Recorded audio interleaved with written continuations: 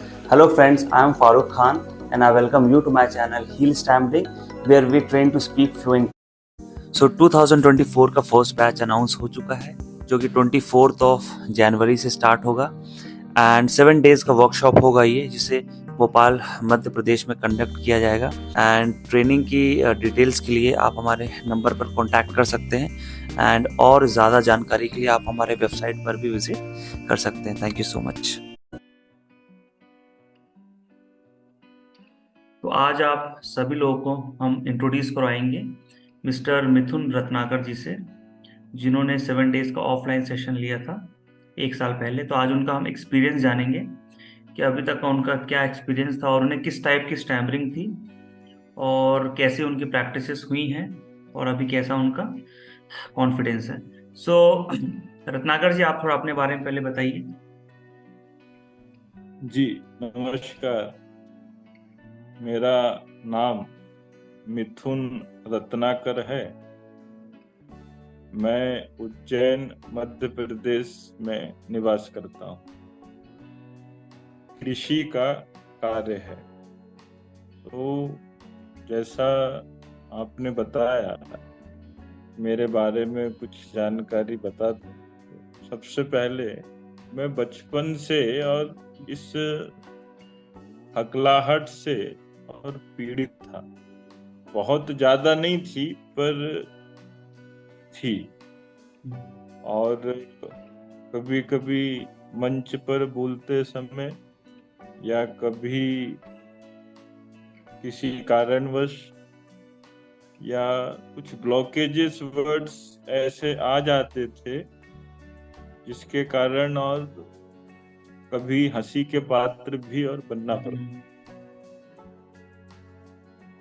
फिर कुछ ठीक नहीं लगता था। हमसे जितनी कोशिश बनती थी, हमसे व्यक्तिगत जितना प्रयास बनता था कि इसको ठीक होता था, जब तक एक मार्गदर्शक नहीं मिलता है हमें, हम जीवन में क्या ठीक कर रहे हैं क्या गलत कर रहे हैं इसको बताने वाला नहीं मिलता है, तो जीवन सही दिशा में और सही मार्ग पर नहीं जा पाता। और इसी की कमी और जीवन में रहती थी। फिर YouTube के माध्यम से और हील स्टैम्बरिंग एक संस्था के बारे में जानकारी लगी जो भोपाल में ट्रेनिंग देती है 7 दिन। तो ऐसा लगा कि इस ट्रेनिंग को लेना चाहिए। अधिकांश लोग बोलते थे कि ये दवा के कारण भी ठीक होती है और जितने लोगों से मिलते थे उनके अपने एक व्यक्तिगत विचार होते थे, पर मैं कभी उन विचारों से संतुष्ट नहीं हुआ, ऐसा मैं मानता हूँ। क्योंकि ये बीमारी नहीं है इतना मुझे पता था। एक आदत थी, एक हैबिट थी और उस आदत को छोड़ना ये सहज नहीं रहता। इसलिए 7 दिन के लिए मैं भोपाल गया और फारूक जी के मार्गदर्शन में 7 दिवस का जो प्रशिक्षण था वो पूरा कंप्लीट करा। तो यकीन नहीं मानेंगे, उन 7 दिवस के पश्चात तो जीवन में एक बहुत बड़ा परिवर्तन और देखने को मिला। हम हमारी गति को लेकर किस प्रकार से ब्लॉकेजेस हैं और किस प्रकार से उनको निकालना है, ये पूरा एक सिखाने का कार्य भोपाल में हुआ। तो और जब प्रशिक्षण ट्रेनिंग लेने के बाद जब वापस आकर उन शब्दों को निकालने का प्रयास करा, 1-2 बार समस्या हुई। फिर जिस प्रकार की टेक्निक वहां पर बताई गई थी, उस प्रकार की टेक्निक को जब हम अप्लाई करते थे तो सहज वो शब्द है तो निकल जाएगा। और अभी मैं बोल सकता हूँ,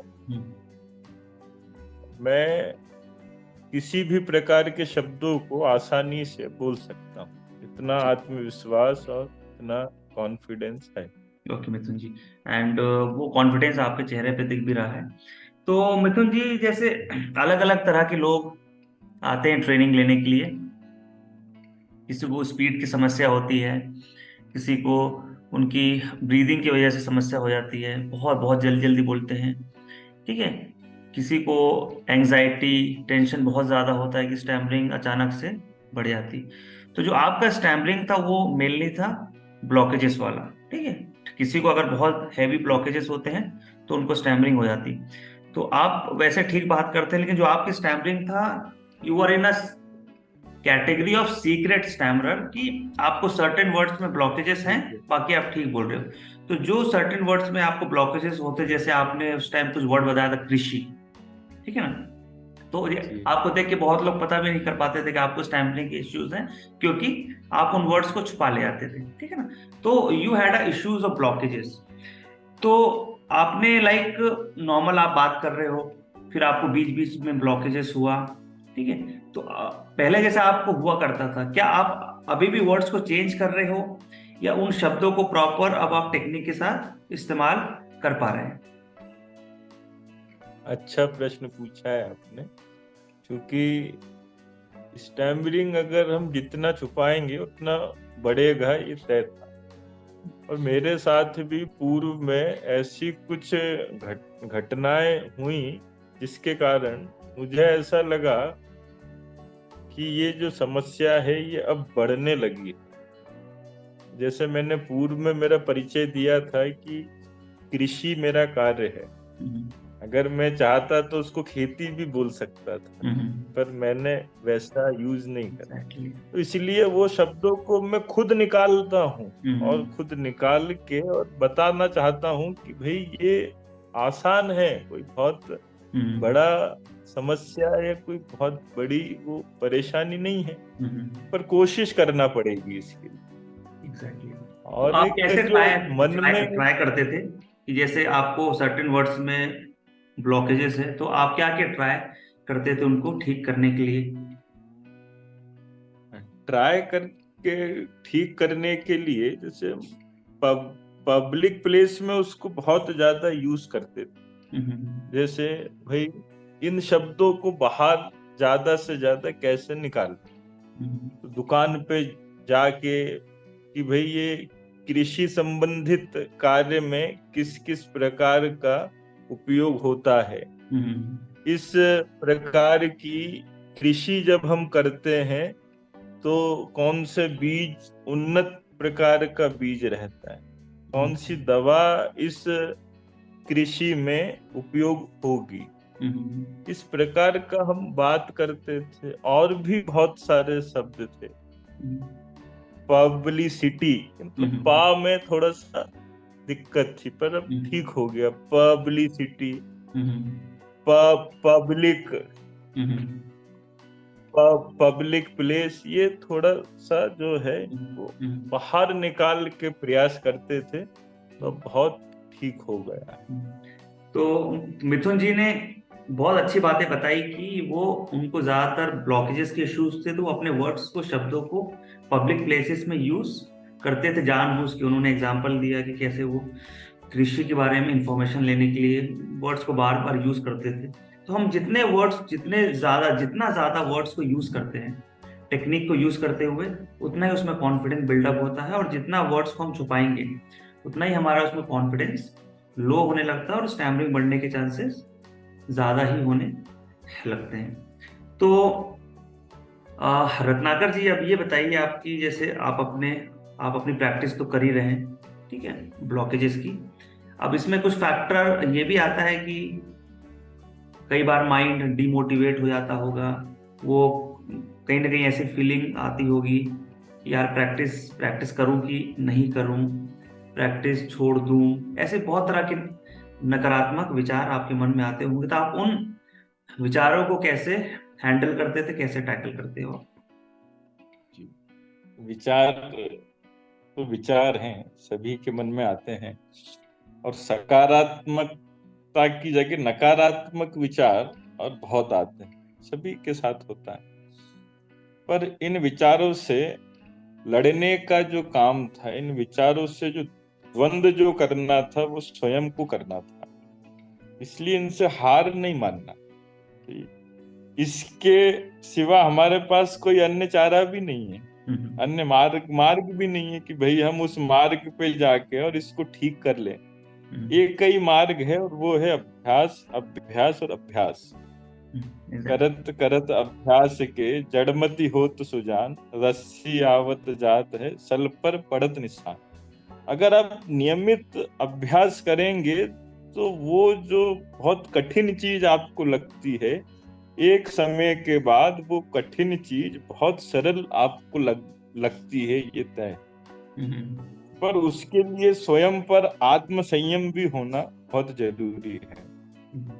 2 महीने हो गए हमारा कुछ नहीं हुआ, 3 महीने हो गए हम कर रहे हैं और कुछ नहीं हुआ। इसलिए हमारे मित्र, हमारे परिवारजनों को भी हमारा मनोबल बढ़ाना है इस विषय को लेकर कि भाई ये होगा और आपसे ही होगा, और ये जो आप कर रहे हैं इसी के द्वारा ही होगा, अन्य कोई विकल्प भी नहीं है। इसलिए कुछ सकारात्मक लोगों के बीच में उठना बैठना, उनसे अपने विचार साझा करना, क्योंकि वहीं से हमको प्रोत्साहन मिलने वाला है और वहीं से हम प्रोत्साहित होके इस अभ्यास को निरंतर बढ़ाएंगे, ये तय है।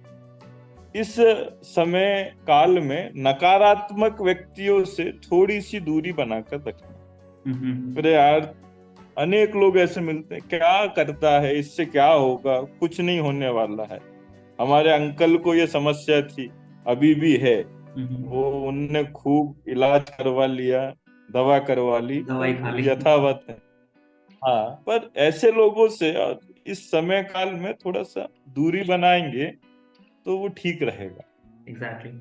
तो बहुत अच्छी बातें, कुछ आपने बहुत अच्छे से पॉइंट्स बताए कि पहला, अगर आपको स्टैमरिंग को ठीक करना है तो आपको निरंतर अभ्यास करना होगा। Consistent practices are very important. अपने सिचुएशन को फेस करना होगा। ब्लॉकेजेस की समस्या तभी सही होती है जब हम उन वर्ड्स को ज़्यादा से ज़्यादा यूज़ करें और एक सकारात्मक